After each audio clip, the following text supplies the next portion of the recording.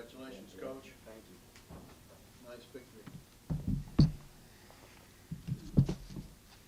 We don't get one. All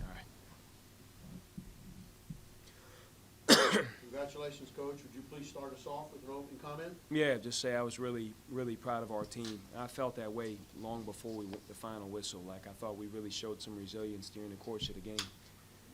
You know, we were dealing with Tajay finding out yesterday he wasn't going to play, still not having Jeremy here, and then Franco fouling out. And put all three of those elements in there at the same time.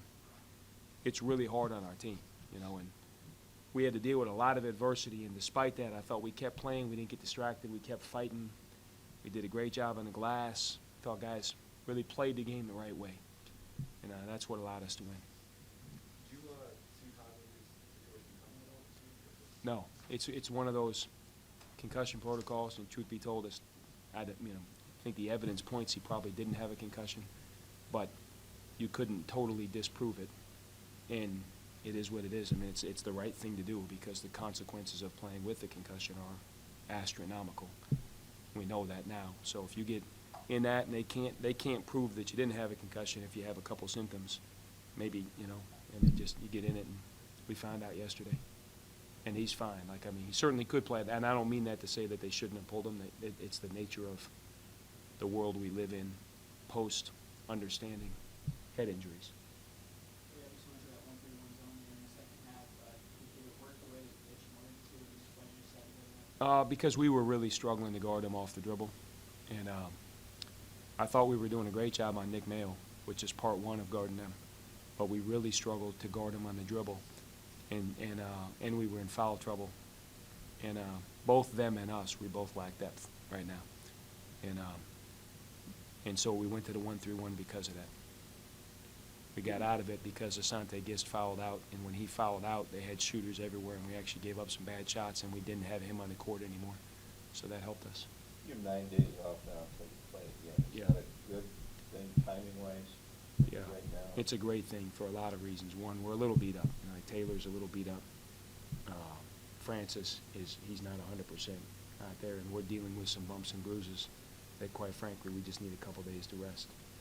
And then you combine that with our guys have exams, you know, where it's hard to really practice because they're taking sometimes 2 or 3 final exams in a day. So we need it, and both to get healthy and let those guys get through the schoolwork. And then we still have it's a really important stretch for us to lock in and get better. Coach was showing he's 7 of 10 today, and sharper than the last game. Yeah. How big is that? Is a huge help, you know, especially with them because they were changing defenses, one, and then two, you know, we had so many guys out of position tonight that this is my play card, and I had about 4 plays on here that the 5 guys on the court knew at the same time because you had guys playing out of position so much of the time. So I didn't feel like we were able to run much offense, and Sean was really able to stretch him out and score some big baskets for us that we needed. Trey, the first couple of games didn't really have eye-popping numbers, but what's changed for you? You know, if you guys would have heard me, I'd tell you he was playing great through practice. You know, I thought he struggled in the first couple games. Even in St. Louis when he played well, he struggled, and I thought lost a little bit of that. But over the long haul, how you practice is going to be how you play. Maybe not in one game, but over the course of a season. And he's just refining his rhythm. I mean, he's a good player. The thing about him, I think, in tonight's deal is, you know, Nick Mayo is like real good. I mean, there's NBA teams watching him here tonight, and there's going to be at the next game and the next game. I mean, he's that level of player. He's a game changer. And I thought with him and Trey, I thought Trey did an unbelievable job defending him, both in his pick and roll situations. And, you know, in the end of the game, when they went inside, Nick scored some, but Trey got some stops too, you know, one-on-one in the post, which is not easy to do on him. It was big. It was real big. In fact, I would have not guessed, knowing how they've rebounded the ball this year. I mean, I think they've out-rebounded 7 straight teams or 6 straight teams. And for us to dominate the glass like we did was a heck of a stat, especially the defensive rebounds, because that's been the thing that's driving me crazy, is giving up too many offensive rebounds, and tonight we didn't. Got a lot of minutes, especially today from Kyle Bowers. How do you like his progression for the season? I thought he was good. You know, he's a guy that he's starting to move to more of a, he's going to start moving to the 4. But when you take a freshman, he had to play the 4 today with Tajay being gone. And with Jeremy coming back, he'll go to that position permanently. But he had to start working on that 2 days ago. It's a lot to ask a freshman. And but I thought a little bit like Ryan Weber. I thought Ryan played a great game despite not shooting well. You know, he had a couple big offensive rebounds. He really helped us defensively. I thought he really stayed in the game mentally.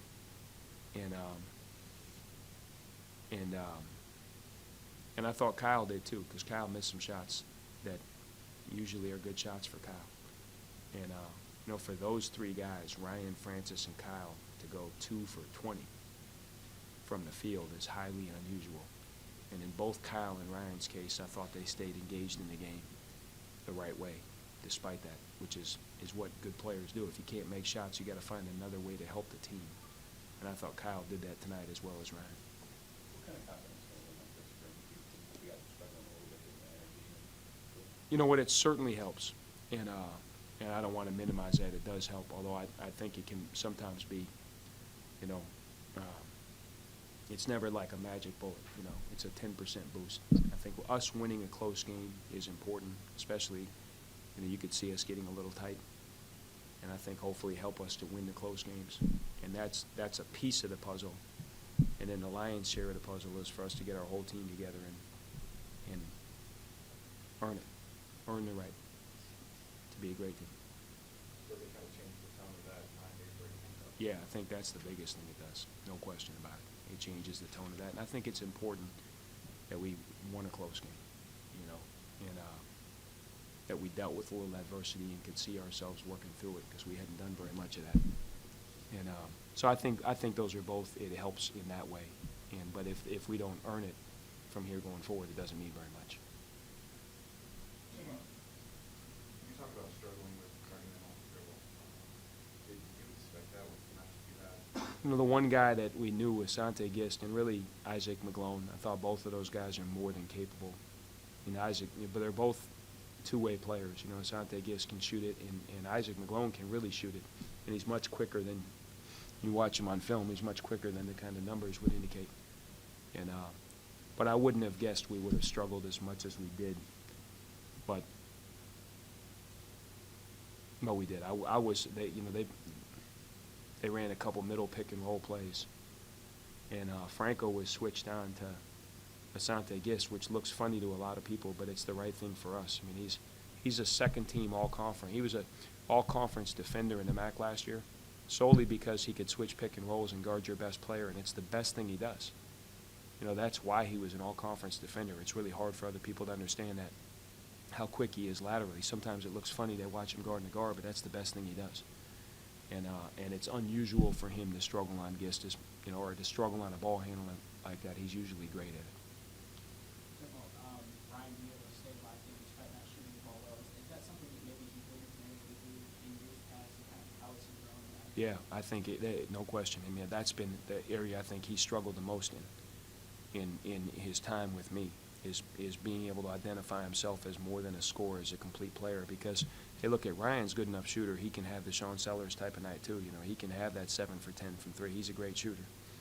And Sean, it's just the nature of basketball. He can have that 1 for 8 night too. It's easy to stay locked in when all your shots are going.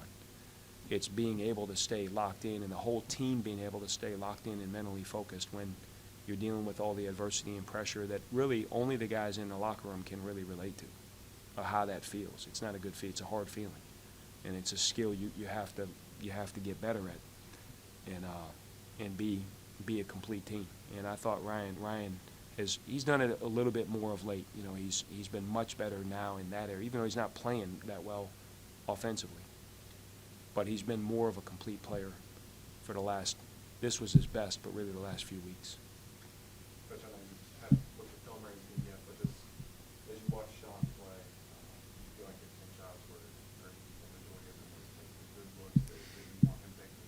Yeah, I mean, he's such a good shooter that I almost never, I mean, you could count on one hand how many times I've said bad shot to him. If he can get one off, it's usually a pretty good shot.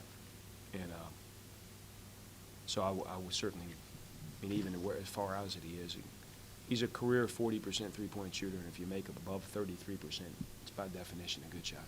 So he's got a green light.